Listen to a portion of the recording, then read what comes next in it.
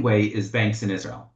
Banks in Israel, it's very different than Chase, and that's being very kind. At Chase, they're going to charge you a lot for it, but they're going to be the sweetest people in the world to you. They welcome you to the bank. They'll give you a drink when you come in, they'll smile, and they're happy to, yes sir, no sir, they'll do everything. Israeli banks have the opposite approach. They, for the most part, don't want to deal with Americans because Americans have a lot more exposure for the banks. The Americans, because of even going back to the Obama years, that the Israeli banks used to not be so careful with taking American money, then they have had to pay so much fines of more than $1 billion collectively by the Israeli banks. So they're very nervous when it comes to Americans because they don't want to pay any more fines.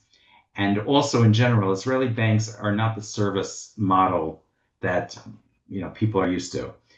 And Israeli banks, they basically look at customers and they say, we're doing you a favor by holding your money for you, by making the payments for you.